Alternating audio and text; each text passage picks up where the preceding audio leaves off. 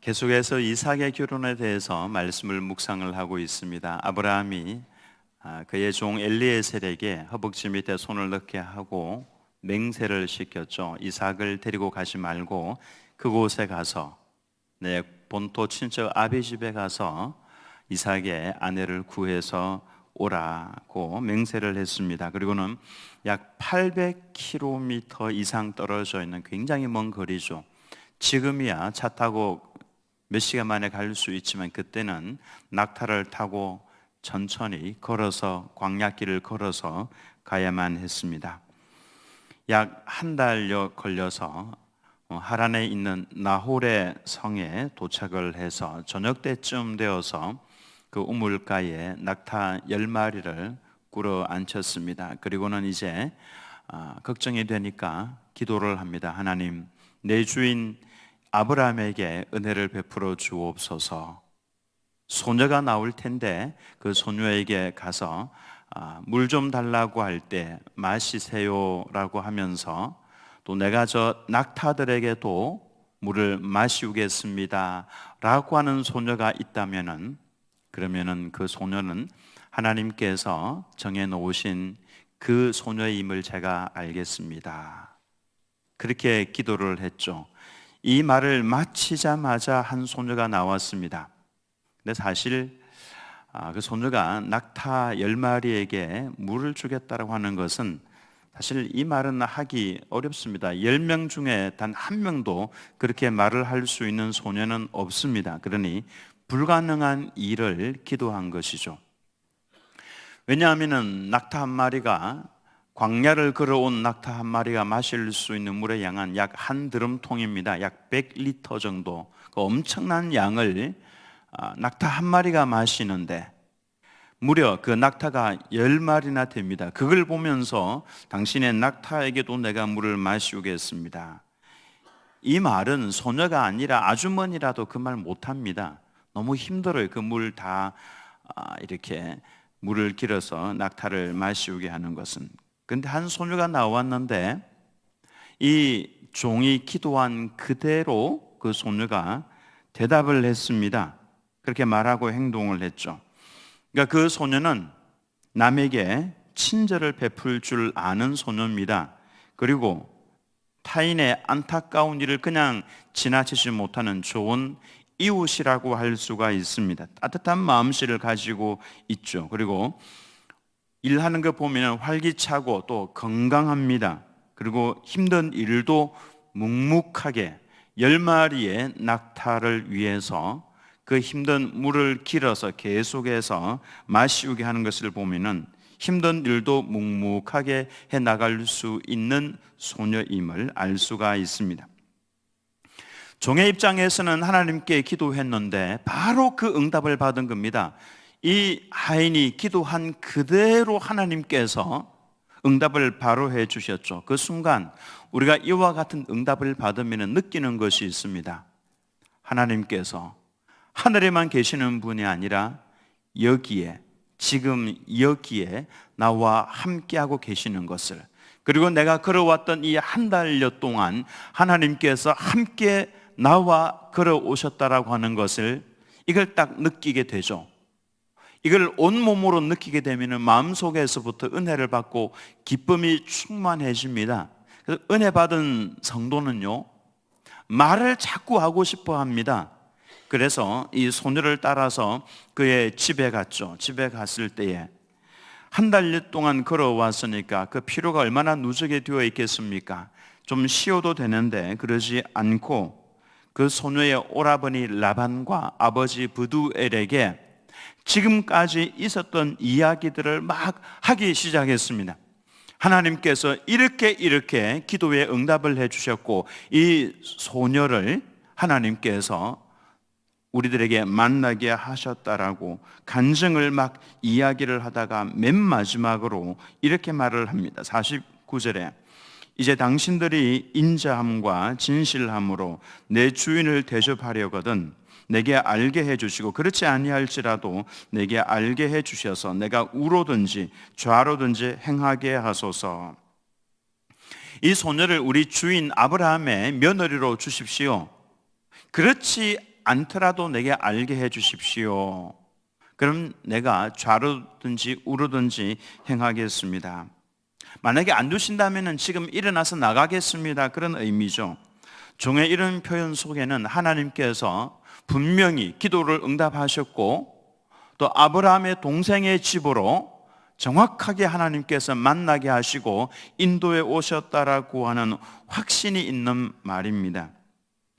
이 말을 듣고 있던 라반과 부두엘이 오라버니와 아버지가 이렇게 말을 하죠. 50절입니다. 라반과 부두엘이 대답하여 이르되 이 일이 여호와께로 말미암았으니 우리는 가부를 말할 수 없노라. 이들의 입에서 아브라함이라는 말이 여호와라는 말이 나왔습니다.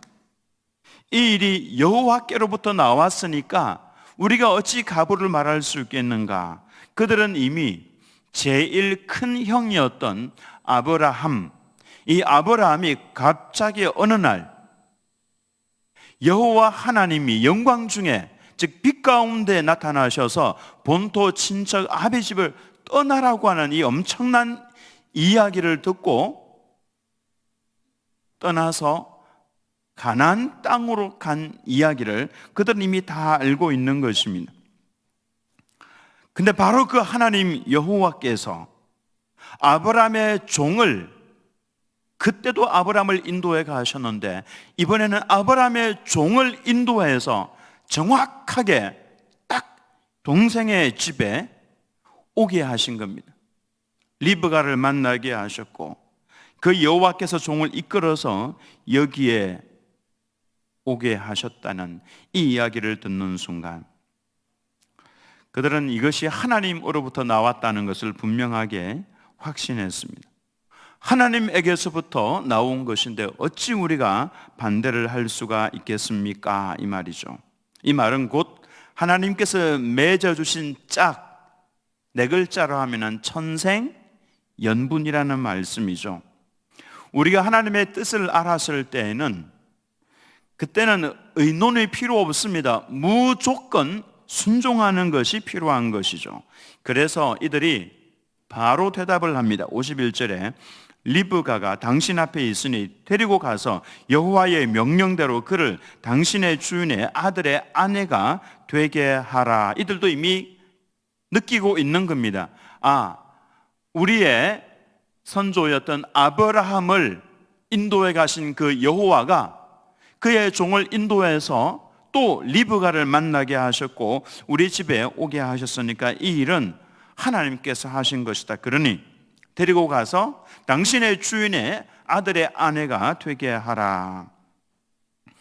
우리에게는 이와 같은 자세가 필요합니다. 하나님의 명령이 분명하면 따져서는 안 됩니다. 만사를 제쳐놓고 순종하는 자세가 필요하죠.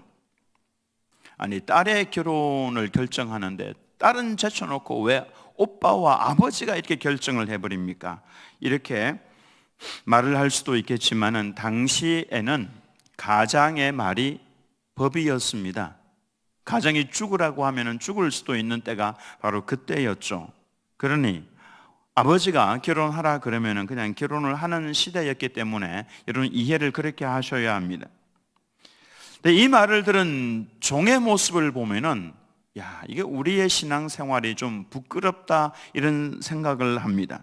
52절 말씀을 보면은 아브라함의 종이 그들의 말을 듣고 땅에 엎드려 여호와께 절하고 그랬죠.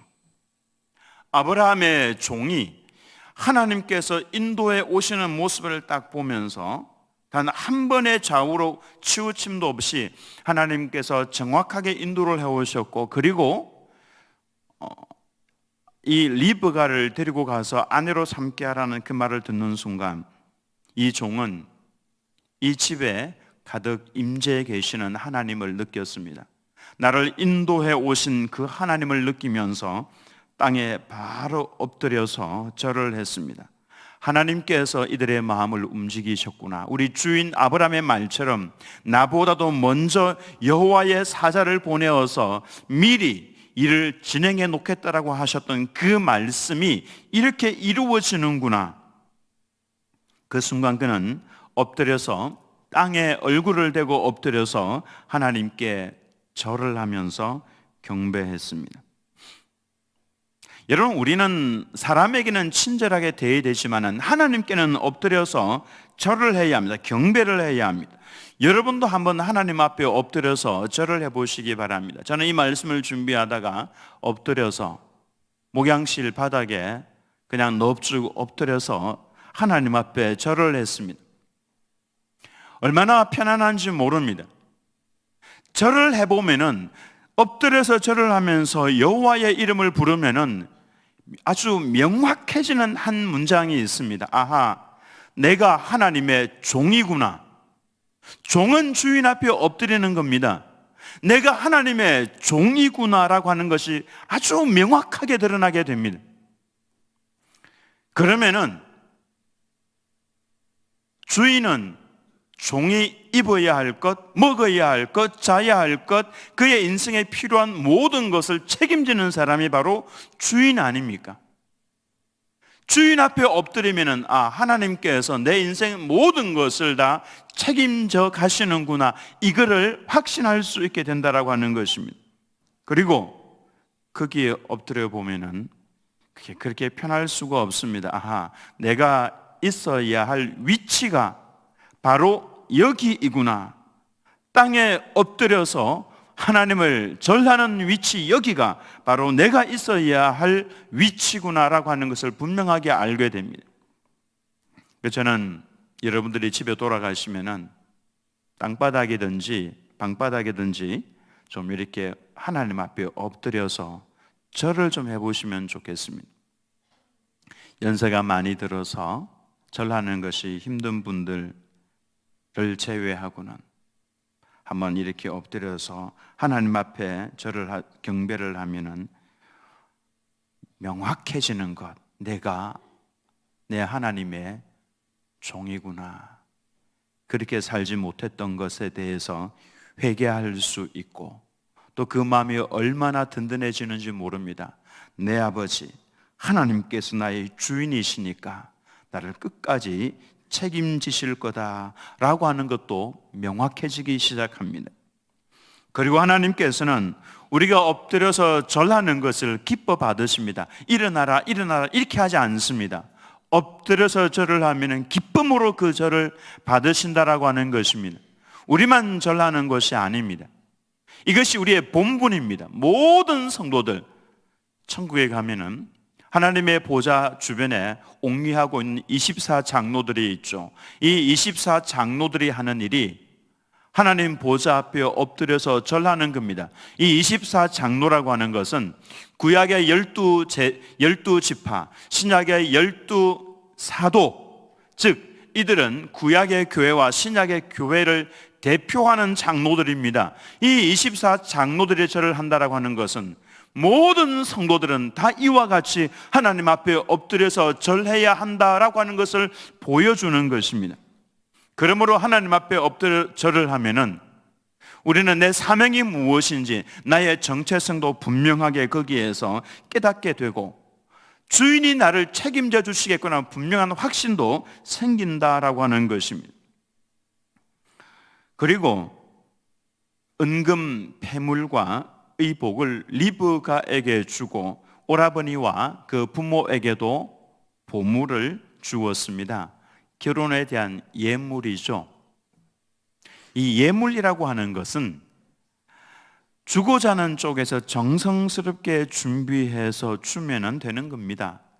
그걸 그냥 기쁨으로 받으면 되는 것이죠. 이것 해와라 저것 해와라, 이거는 잘못된 겁니다. 그렇게 할 필요가 없습니다. 아브라함은 엄청난 부자였기 때문에 부자에 맞추어서 이렇게 한 것이고요. 사실 우리는 그렇게 큰 부자가 아니니까 그렇게 할 필요 없습니다. 결혼할 때 이것 해와라 저것 해와라 그러지 마십시오. 그냥 간단하게 시계 하나 이 정도 그냥 하면 됩니다. 이 금시계죠. 그냥 그렇게 하면 되는데 이것도 준비하고 저것도 준비하고 그렇게 할 필요 없고요. 간단하게 집만 하나 있으면 되고 나머지는 결혼해서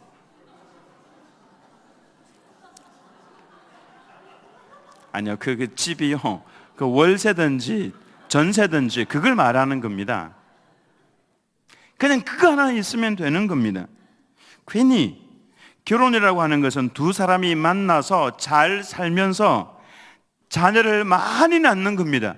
생육하고 번성하는 것, 여기에 목적이 있는 것이지 예단을 많이 하고 이것 때문에 서로 마음 상하고 다투고 할 필요가 전혀 없다라고 하는 것입니다. 54절에 보면은 이에 그들 곧 종과 동행자들이 먹고 그 집 사라가 아닙니다. 동행자들이 먹고 마시고 유숙하고 아침에 일어나서 그가 이르되 나를 보내어 내 주인에게로 돌아가게 하소서. 놀라운 것은 딱 하룻밤을 잤습니다. 딱 하룻밤을 자고 일어나서 내 주인에게로 돌아가게 하소서라고 요구를 했습니다. 아니 한 달 정도를 걸어왔으니 피로가 얼마나 누적이 됐겠습니까? 그런데 얼른 일어났습니다. 그 다음날 아침에 바로 일어나서 나로 하여금 빨리 내 주인에게로 가게 하소서. 정말로 충성스러운 종의 모습이죠. 마음이 오직 주인에게 가 있는 겁니다. 우리 주인이 얼마나 기다리고 있는데 주인이 기도한 대로 또 내가 기도한 대로 하나님께서 이렇게 인도를 해오셨는데 얼마나 기쁜 일입니까? 이 기쁜 소식을 얼른 가서 주인에게 이야기하고 싶은 것이죠. 주인의 마음을 지금 헤아리고 있는 종의 모습입니다. 리브가의 오라버니와 아버지가 만류를 했습니다. 아니 며칠, 아니 열흘만이라도 좀 더 있다가 가십시오. 만류를 하는데 아닙니다. 만류하지 마십시오. 여호와께서 내게 형통한 길을 주셨으니까 내 주인에게 얼른 가서 내가 이 이야기를 해주어야 합니다. 실랑이를 하다가 그 오빠와 어머니가 그러면은 리브가를 불러서 물어봅시다. 그래서 리브가를 불렀습니다. 리브가의 대답은요 전혀 주저함이 없습니다. 58절 말씀에 리브가를 불러 그에게 이르되 네가 이 사람과 함께 가려느냐? 그가 대답하되 가겠나이다. 설명도 필요 없고요 변명도 필요 없습니다. 이것저것 핑계도 필요 없습니다. 딱 한마디 했습니다. 가겠습니다. 상식을 초월한 아주 놀라운 리브가의 결단입니다.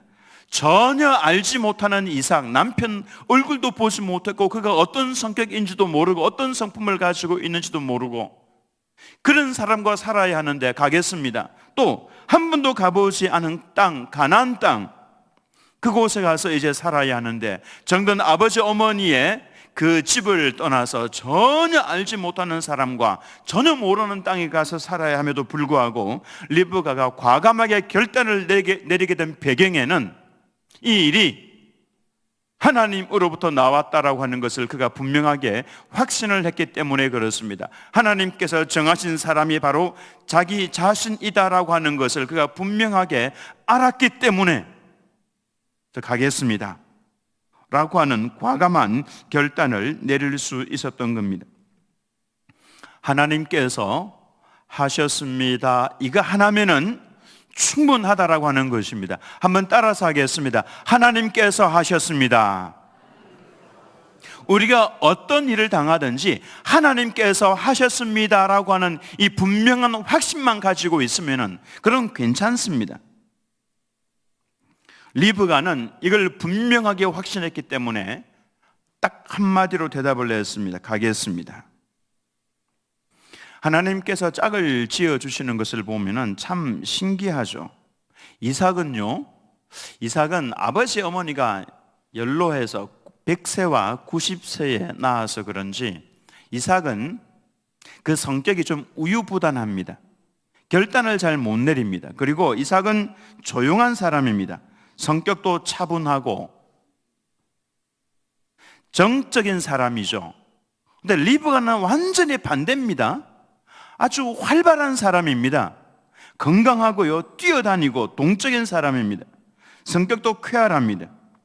근데 어떻게 결혼을 시키는데 하나님께서 딱 짝을 지어주셨는데 이삭에게 완전히 정반대의 리브가를 딱 붙여주셨습니다. 신기하죠?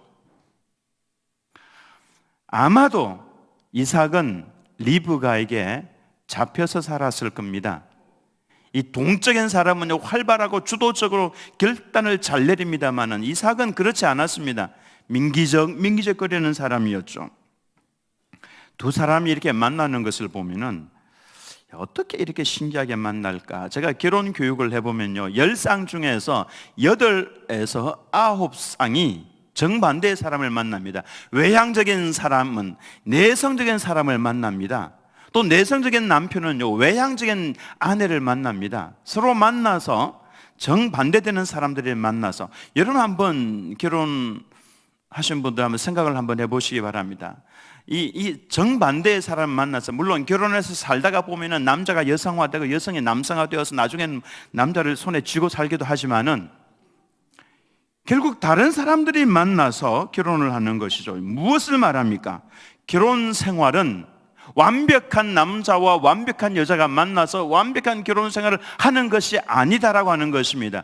불완전한 사람들이 서로 만나서 서로 보완해 주면서 살아가는 것이죠.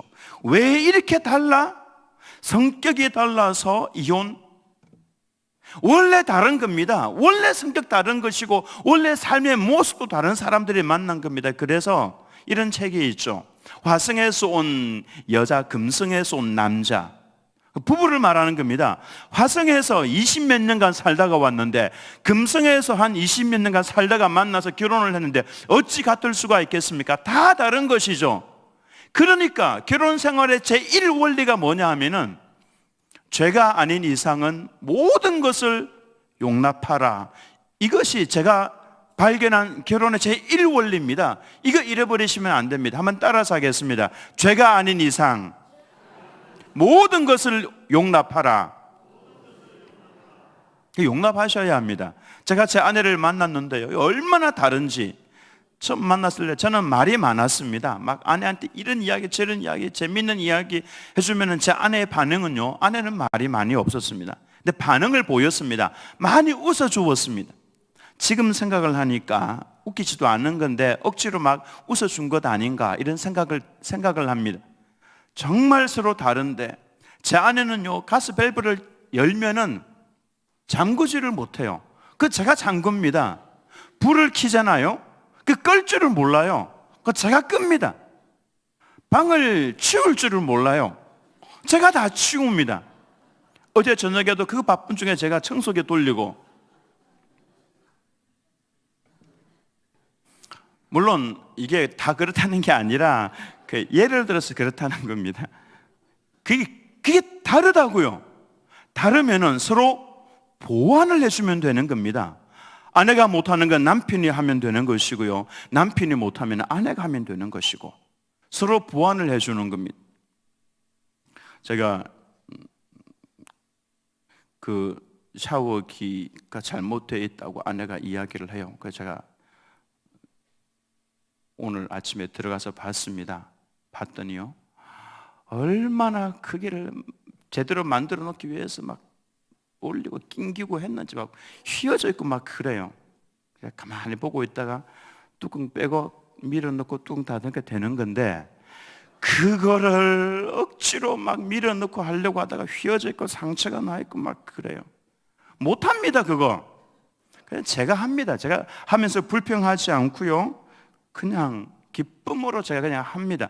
부부는 그냥 그런 겁니다. 서로 다른 사람이 만나서 서로를 보완해 가면서 서로 용납을 해주면서, 그래서 죄가 아닌 이상은 무조건 용납을 하는 것이 부부 생활의 가장 중요한 원리다라고 하는 것입니다. 다투지 마십시오. 그래서 59절에서 60절 말씀을 보면, 그들이 그 누이 리브가와 그의 유모와 아브라함의 종과 그 동행자들을 보내며 리브가에게 축복하여 이르되, 우리 누이여, 너는 천만인의 어머니가 될지어다. 내 시로 그 원수의 성문을 얻게 할지어다. 오빠와 그 부모가 딸을 보내면서 축복을 내줍니다. 너는 가서 천만인의 어머니가 되고, 그리고 너의 후손으로 하여금 원수의 성문을 얻게 할지어다. 자녀를 많이 낳고 그 자녀들이 영향력 있는 사람이 되기를 위해서 축복해 주는 말을 해주고 있는 거죠. 우리는 그래서 복을 빌어 주어야 합니다. 자녀를 키우면서 여러분, 저주하는 말, 이런 말 절대 절대로 해서는 안 됩니다. 입에서 내지 말아야 할 말이 좋지 않은 말, 저주하는 말, 나가서 죽어라? 옛날에는 그런 말들 많이 했죠. 그런 말 절대 해서는 안 됩니다. 왜냐하면 하나님께서 너희 말이 내 귀에 들린 대로 내가 시행하겠다, 그렇게 말씀을 하셨기 때문에 그렇습니다. 놀랍게도 이 복은 하나님께서 아브라함에게 주신 복과 똑같은 복입니다. 너의 씨로 하여금 하늘의 별처럼 많게 해주겠다. 그리고 너의 후손으로 하여금 대적의 문을 얻도록 해주겠다. 이와 같은 복을 해준 거죠. 그리고 재밌는 장면이 나옵니다. 61절에 보면은 리브가가 일어나 여자 종들과 함께 낙타를 타고 그 사람을 따라가니 그 종이 리브가를 데리고 가니라. 리브가가 이제 시댁을 향해서 출발을 하는데 낙타를 타고 갑니다. 그 낙타가 어떤 낙타입니까? 낙타는요, 바로 어제 저녁에 리브가가 직접 물을 떠서 마시게 해주었던 바로 그 낙타입니다. 그 낙타를 타고 가고 있는 것이죠. 내가 선을 베풀면은 두고 보십시오. 그 선은 어디 안 갑니다. 그 선은 반드시 내게로 돌아오게 되어 있습니다. 이것이 바로 하나님께서 정해 놓으신 원리입니다.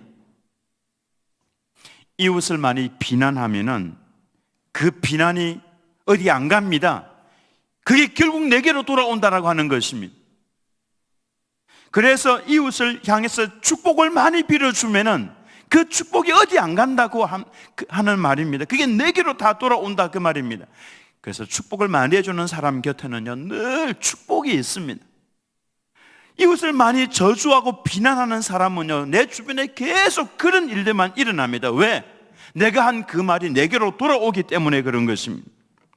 시편 35편 11절에서 13절을 보면 불의한 증인들이 일어나서 내가 알지 못하는 일로 내게 질문하며, 나 안 했는데, 나는 모르는 일인데 불의한 증인들이 일어나서 네가 했다라고 막 질문하는 겁니다.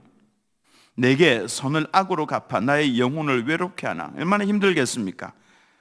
나는 그들이 병들었을 때에, 그 악한 불의한 증인들이 병들었을 때에 잘 됐다, 꼴 좋다, 이렇게 하지 않고 어떻게 합니까? 굵은 베옷을 입으며 금식하여 내 영혼을 괴롭게 하였더니 내 기도가 내 품으로 돌아왔도다.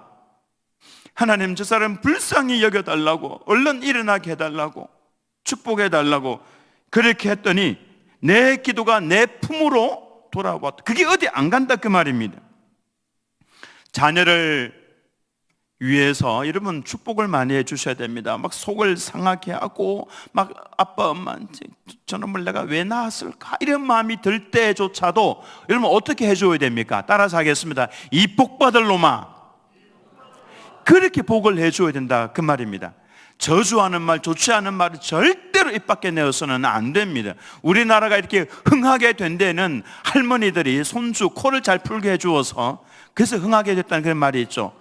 코에다 휴지 대고 흥해 흥해, 말이라도 그렇게 하니까 우리나라가 흥하게 되었다, 그런 말이 있다라는 말이죠.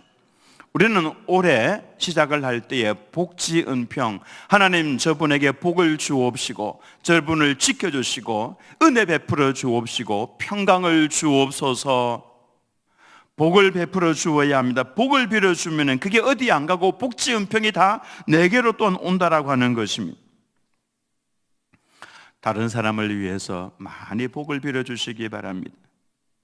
리브가를 태운 일행이 또 한 달을 여행을 합니다.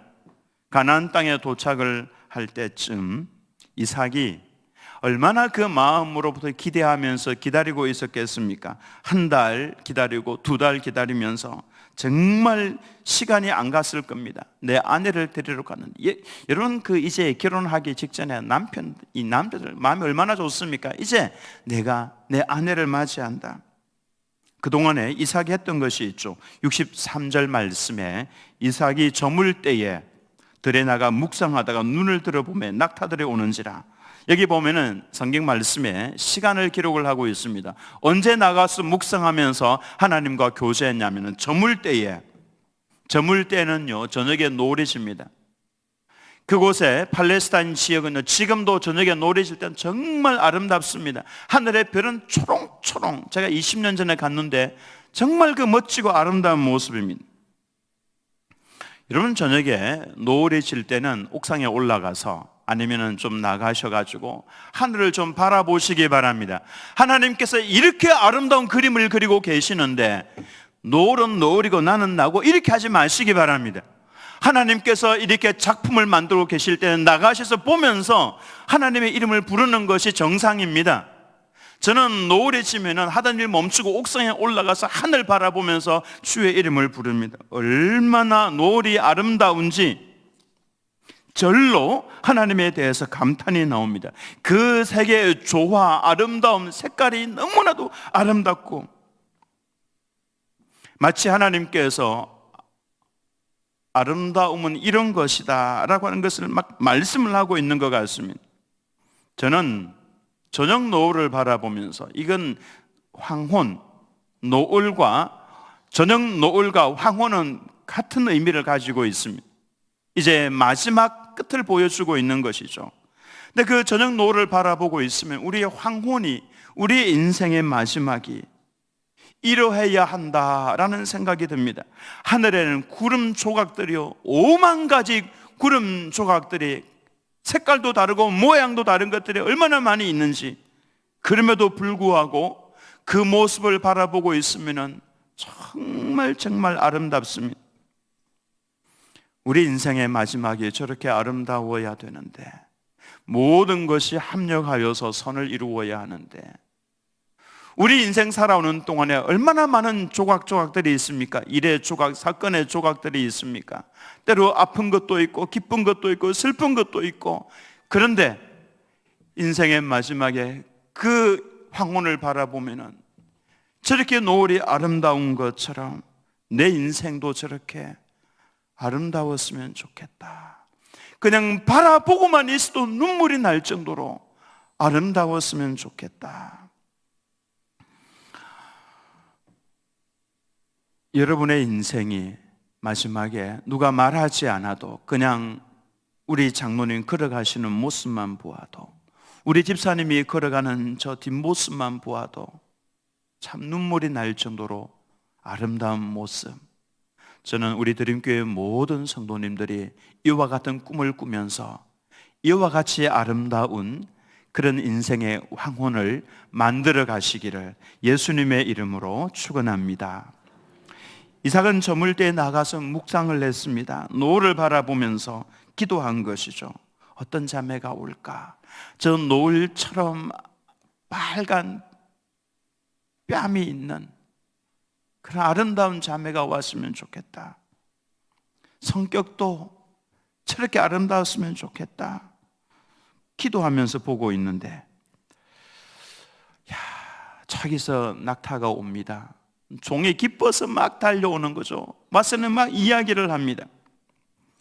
종이 하나님의 놀라운 인도하심을 받아서 좌우로 치우치지 아니하고 딱 가서 그 사명을 잘 감당하고 돌아오게 된 배경에는 이삭의 기도가 있었다라고 하는 것입니다. 그러므로 내 기도가 응답이 되었다고 해서 너무 막 기고만장해서는 안 되는 것입니다. 이건 내가 기도한 것도 있지만 내 배후에 나를 위해서 기도해 준 분이 있구나라고 생각을 하셔야 맞습니다. 그래서 겸손하셔야 합니다. 누가 나를 위해서 기도하고 있습니까? 여러분, 나를 위해서 탄식하면서 기도하는 분이 계십니다. 로마서 8장 26절에 이와 같이 성령도 우리의 연약함을 도우시나니 우리는 마땅히 기도할 바를 알지 못하나 오직 성령이 말할 수 없는 탄식으로 우리를 위하여 친히 간구하시는, 성령이 집사님을 위해서 탄식하면서 기도하고 계신다, 그 말씀입니다. 내가 지금 서 있다면은 성령께서 나를 위해서 친히 간구하고 계시기 때문에 로마서 8장 34절에 누가 정죄하려 죽으실 뿐 아니라 다시 살아나신 이는 그리스도 예수시니 그는 하나님 우편에 계신 우리를 위하여 간구하시는 자시. 이 온 우주 만물에 하나님의 사람들은 다 기도하는 사람이어야 합니다. 왜? 성령께서도 예수님께서도 나를 위해서 기도하고 계시기 때문에 나도 기도하는 사람이 되어야 합니다. 하나님 아버지께 이렇게 나를 위해서 기도하시는 예수님이 계시는데 내가 어찌 타락할 수 있고 내가 어찌 넘어질 수 있겠습니까? 바로 일어나서 주님이 나를 위해서 기도하고 계신데 67절 말씀에 이삭이 리브가를 인도하여 그의 어머니 사라의 장막으로 들이고 그를 맞이하여 아내로 삼고 사랑하였으니 이삭이 그의 어머니를 장례한 후에 위로를 얻었더라. 사랑하면은 위로를 얻습니다. 어머니가 돌아가시고 한 4년이 지났지만은 이삭은 위로를 받지 못했습니다. 아버지에게서 위로를 받지 못했습니다. 어쩌면은 제가 묵상을 해보니까 아버지가 모리아 산에서 이삭을 아들을 결박을 했죠. 그리고는 칼을 들어서 그를 찌르려고 했습니다. 그 장면을 아들이 본 겁니다. 이 아들이 그렇게 애지중지 키워주던 아버지가 칼을 들고 자신을 죽이려고 하는 그 모습을 보면서 물론 이건 하나님의 말씀이었다. 그래도 아버지가 섬기는 그 하나님이 나를 죽이라고, 이건 아들 이삭에게는 충격으로 다가온 겁니다. 아버지와의 거리가 어쩌면 생겼을지도 모릅니다. 이후의 말씀을 보면은 하나님께서 이삭을 위로해 주시는 장면들이 나옵니다. 그때 그 일이 하나님께서도 미안한 것이죠, 이삭에게. 그래서 이삭은 아버지에게서는 위로를 잘 받지 못했던 것 같습니다. 그러나 리브가를 맞아서 아내로 맞이하면서 사랑하니까 그로부터 위로를 받게 되었다라고 하는 것입니다. 사랑하면 위로를 받게 됩니다. 저는 오늘 이 말씀 전체를 쭉 보면서 하나님을 사랑하는 자에게는 모든 것이 합력하여서 선을 이룬다는 말씀을 생각을 했습니다. 이와 같이 합력하여서 선을 이루는 모습, 특별히 저녁 노후를 생각을 하면서 내가 인생에 살아왔던 모든 사건들, 수많은 사건들이 있었지만 이 모든 것이 합력하여서 이렇게 아름다운 모습을 보여주는구나. 우리들은 그 모든 성도님들의 삶이 이와 같이 합력하여서 선을 이루는 하나님의 그 놀라우신 섭리를 기억하면서 참으로 아름다운 모습으로 완숙하게 되어가는 우리들은 그 모든 성도님들 다 되시기를 예수님의 이름으로 축원합니다.